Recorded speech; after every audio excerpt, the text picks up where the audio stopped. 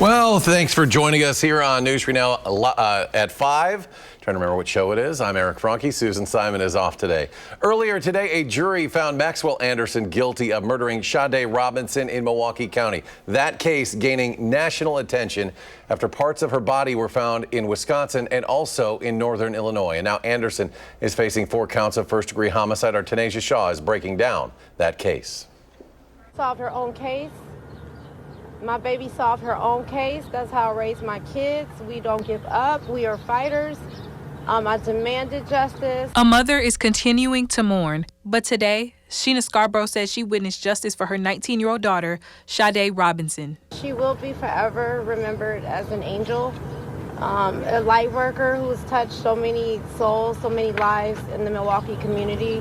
Friday morning, after about an hour of deliberation, a jury convicted 34-year-old Maxwell Anderson of killing Sade Robinson and dismembering her body. We, the jury, find the defendant, Maxwell Anderson, guilty of first-degree intentional homicide as charged in count 1 of the information. It's believed that Anderson killed Robinson after a first date in Milwaukee in April 2024. Days later, officials found out that Anderson set Sade's car on fire and her body parts were spread across Milwaukee County and as far as northern Illinois. I'll have more on this story and reaction from local politicians tonight at 6 p.m. Reporting in Madison, Tanisha Shaw, News 3 Now. Robinson's family says they're also filing a civil suit against Maxwell Anderson. On Monday, the father of the Abundant Life Christian School shooter has a status conference. Jeffrey Ruppnow is charged with 2 counts of intentionally selling a dangerous weapon to a person under the age of 18 and 1 count of contributing to the delinquency of a child. All 3 of the charges are felonies.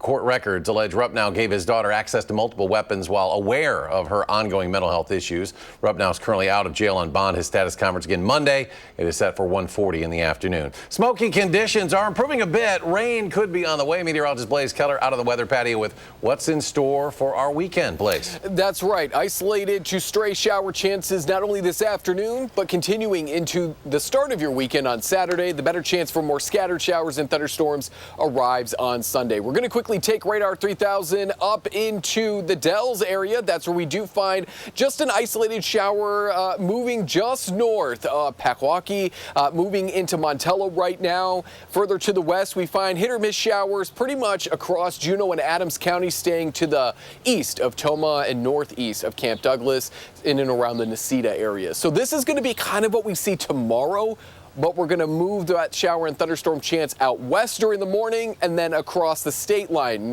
Wisconsin-Illinois state line, as we go into the evening hours on Saturday. Saturday is not going to be a washout by any means. I think a lot of us are actually going to stay more dry than wet on Saturday. I know a lot of things will be going on. Take the umbrella with you. Take the First Warn Weather app. You can use our interactive radar if you think a cloud is maybe going to drop some rain. But otherwise, plan for a more wet Sunday. That's when we'll see more of those scattered showers and thunderstorms as one of 2 fronts moves through, bringing us another chance for showers and thunderstorms as we head into Monday. Now, air quality, much like tomorrow, will be moderate right now, and that's going to be moderate into Saturday as well. We are going to get some fresher air probably Sunday night, but we'll likely see that smoke return on Monday as that next system pulls down not only more rain chances, but also some of that smoke out of Canada. So we'll track out hour by hour the rain chances Sunday and Monday and talk about our temperatures as we move towards the middle of June in the full forecast. All right, Blaze, thank you. On the campaign trail, we are already starting to see candidates line up for the midterm elections next fall, and that includes Randy Bryce, an iron worker known for his mustache, running to challenge Brian Stile in Wisconsin's 1st Congressional District. That is a large part of southern Wisconsin, spanning from Janesville and Beloit over to Racine and Kenosha to the east. The district could become more Democratic leaning if the Wisconsin Supreme Court decides to draw new legislative districts ahead of next November. We spoke with Randy Bryce on this week's edition of For the Record. I think fair maps would be a fantastic thing for the district. It's already better than 2018 when I ran with the addition of UW-Whitewater. And college and the youth vote is, that's something we're really concentrating on because this election is about people's future. And you can see more from our conversation with Bryce this Sunday at 10:30 again on For the Record. The Trump administration is petitioning the Supreme Court to allow mass layoffs at the Education Department to move forward. The emergency appeal landed at the High Court today, days after the First U.S. Circuit Court of Appeals upheld a lower court's ruling halting those layoffs. In its filing, the White House argues its efforts to slash the department involve, quote, internal management decisions. President Trump has repeatedly vowed to eliminate the Department of Education, which was created during the Carter administration back in the 1970s. More fallout today from the very public feud between President Trump and former advisor Elon Musk. Erica Brown now with the latest from the White House. Mr. President, will you cancel Elon's contracts? President Trump told CBS News' Robert Costa Friday that he's focused on the domestic and foreign policy matters of his presidency, not on Elon Musk in the wake of their very public falling out. Trump and Musk, who just a week ago praised one another at the White House, traded insults and threats on social media Thursday after Musk called President Trump's signature budget package a, quote, big ugly bill, arguing it would add trillions to the deficit. The White House denies that. With respect to what Mr. Musk has been saying about the big, beautiful bill and overspending and things like that, I think that that dog won't hunt when you do the math properly. A senior administration official says President Trump is considering selling the Tesla he bought in March as a show of confidence in Musk. Do not doubt and do not second guess and don't ever challenge the President of the United States, Donald Trump. House Speaker Mike Johnson said he wants to see the two men resolve their differences. Look, I hope they reconcile. I believe in redemption. That's part of my worldview, and I think it's good for the party and the country. While some in the Republican Party are hoping President Trump and Elon Musk patch up their relationship, others appear to be fanning the flames. On Friday, Trump ally Steve Bannon called on the White House to investigate Musk over his alleged drug use and how he ran Trump's Department of Government Efficiency. Bannon also questioned whether Musk's path to becoming an American citizen was done correctly. Musk responded on social media Friday, calling Bannon, who served 4 months in prison, a criminal. Erica Brown, CBS News, the White House. And still to come at 5, a new poll finds many Americans are concerned about cuts to Medicaid and protecting our first responders. What testing is being done to keep firefighters safe after the California wildfires earlier this year. And on Wall Street, the Dow has finally erased earlier losses for the year, up 443 today. The Nasdaq jumps 231.5 points, and the S&P 500 adds 61. We'll be right back.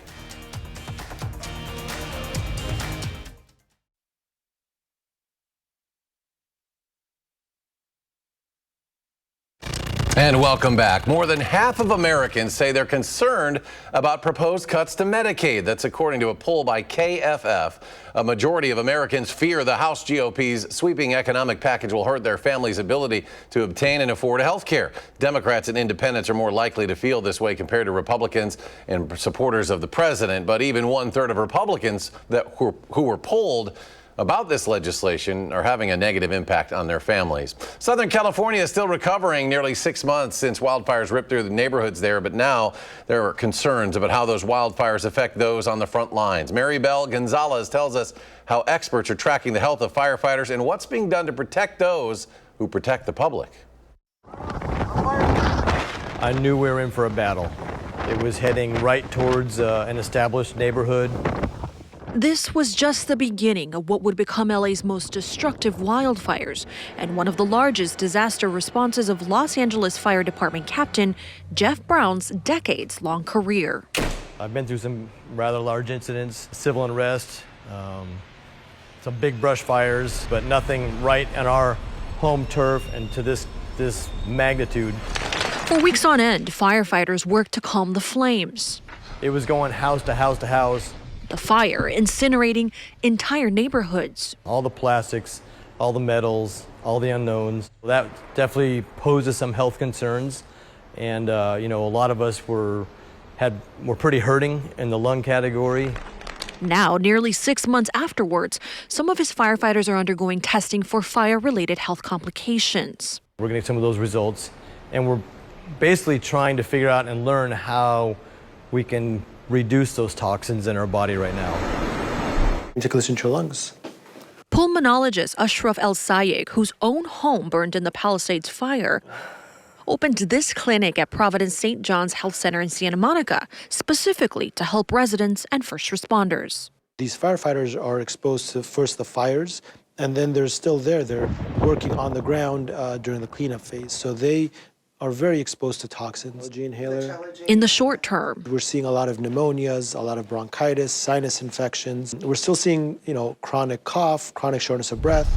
Dr. El-Sayed says no amount of fire exposure is safe, and it could be years before some firefighters develop health issues. He knows this due to his own experience as a medical resident in New York City during 9/11. With the World Trade Center, the one thing we did learn is that we have to treat the responders, the victims, as early and as quickly as possible. Researchers like Jeff Burgess want to understand these long-term health symptoms. He's leading a nationwide 30-year-long firefighter health study that began in 2016. We plan to follow the firefighters throughout their careers and even after retirement. For the LA urban conflagrations, we have a much higher exposure event or series of events occurring over days and weeks. For now, LA Fire Department Battalion Chief Aaron Guggenheim says he's encouraging firefighters to undergo wellness checks. Emphasizing the importance of screening, early detection, treatment, and just really focusing on taking care of ourselves proactively so we can prevent these downstream negative health effects. Captain Brown hopes this disaster will spark more awareness on what firefighters risk while on the front lines. That is my huge hope, that future firefighters don't have to just take that burden of, I'm going to take all this bad stuff in my whole career and have health issues later. I'm hoping that we can have some kind of light come on to say, as a department, there should be more protection for your guys. In Los Angeles, I'm Maribel Gonzalez. Rain is in the forecast for the weekend. Meteorologist Blaze Keller is here with our chances for showers. Blaze? Much like what we're seeing right now, we'll probably see a stray shower or two, maybe a thunderstorm as we head into Saturday. The better chance for more widespread activity is going to hold off until Sunday and continue into Monday. So we'll take it into Packwaukee, into Montello. That's where we have a little shower moving off of 39 right now, and back to our west in and around Camp Douglas, Preston, Necedah, dealing with a hit or miss shower or two. This may cool you down if you're underneath the shower in these areas and over the next day or so, but we're not anticipating, as I mentioned, that widespread activity until Sunday. That's when our next system will move through parts of southern Canada. One front is going to impact us Sunday. The second front is going to impact us on Monday. So we will stay quiet through most of Sunday morning, and then we'll start to watch as that line of showers and thunderstorms moves in out of the northwest as we head into the late morning hours to the early afternoon. It could be broken with more of that rain closer to the center of low pressure, so further to the north and east, but we can't rule out showers and thunderstorms stretching from northern Wisconsin all the way south into parts of Iowa as well as northern Illinois. We haven't gotten the table set for any of these thunderstorms to become severe. There's no food on the table. There's nothing for them to eat. So we're not anticipating any severe weather with these thunderstorms, not only Sunday, but Monday as well. We may see some post-frontal, so once that front moves on through, behind it, some lingering showers and thunderstorms, but again, those won't be severe.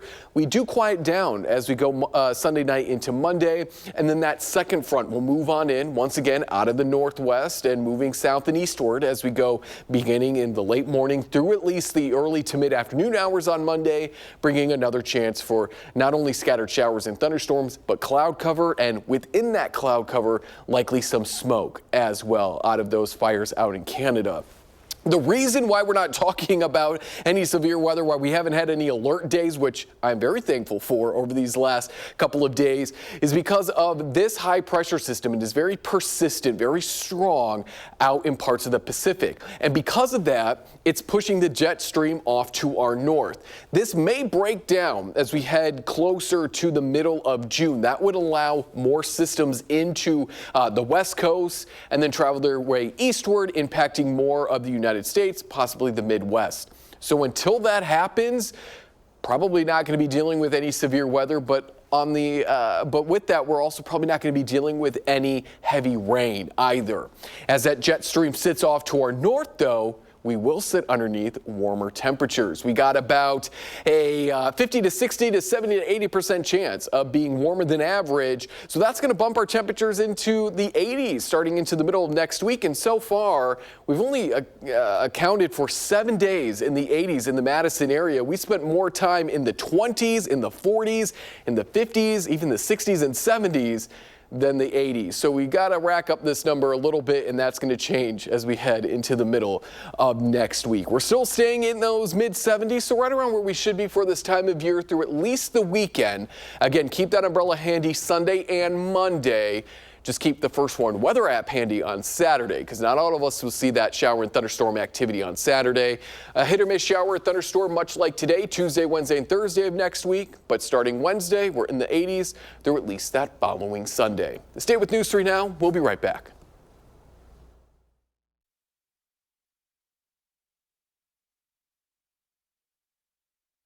Welcome back. Mr. Rogers wanted to be your neighbor. Steve helped you find Blue's Clues. And Dolly Parton wants to teach you to read through her imagination library. There are a lot of icons who children know and love. And there's another newer web series host who you can watch with your kids. And the duo who created him are giving us a behind-the-scenes look at how they're using yoga to go beyond any stretch of the imagination. Brady Mallory reports. All right, let's get on our mats. If you ever feel a little stuck, and let's shake it out. And you need some help. And reach for your toes. Pogi the Yogi will get you moving. Okay, what exactly is a Pogi the Yogi? Well, he's the star of a web series that teaches kids how to do yoga and be mindful. You want to come with me? Come on, let's go. You'll see him on all sorts of adventures, like at the beach, grabbing ice cream, or stretching out with some firefighters. Everything starts right here, though, in this garage turned studio in Madison. Action. Hi, yogis. I'm Pogi the Yogi. I'm so excited you're here. Pogi is the passion project of husband and wife duo Patrick and Karina Cunningham. My goal is just to make sure that people feel just a little bit better. They launched Pogi the Yogi a few years ago during the pandemic. When everything shut down, Karina was home a lot with her small children. Without much to do, she noticed there just weren't a lot of options for mindful shows for kids. We're going to make a show. And I didn't tell him initially. I actually created the whole dang thing. Patrick eventually found out when he opened his Father's Day gift. And there's this shirt inside the box, and it says Pogi the Yogi, and I'm like, this is nice, thank you. Like, who's Pogi? She's like, I said, you are. They launched the show on YouTube, and they're gearing up for a third season. This pair behind this mindful Mr. Rogers says learning to move, breathe, and find a sense of calm at an early age are tools kids can use their whole lives, through the good times and when the world is scary. Spend so much of our lives in our heads, everything, thinking about things we should have done, things we didn't do, things we forgot to do, and when we can just let it out. And just breathe and move and get back into this moment. If you're intimidated by yoga, don't be. Pogi will meet you where you're at. Ooh, look at this. Ooh, a baseball glove. If you have a yoga mat, pull it out, that's great. And if you don't, you can use a blanket or you can use a towel. And if you don't have that, just use your imagination. Simply put, the Cunninghams have one goal for making this show. They just want to help kids. Yeah, we want to make sure children feel seen. And I think that's something that I don't think kids always feel that way. And let's bend like a hose. Ooh. If Pogi the Yogi changes that for even one child, Patrick says that would be the most moving thing of all. It chokes me up every time because I just get so impacted by it, because I get to see these kids feel this joy and feel this wonder from a character. That was Brady Mallory reporting. The Cunninghams say they are backed by teachers, counselors, and other childhood experts to help them shape their content and messaging for children. You can find Pogi the Yogi on YouTube. Just search for Pogi the Yogi. Stay with us for a final check of your weekend First Warn forecast after a short break.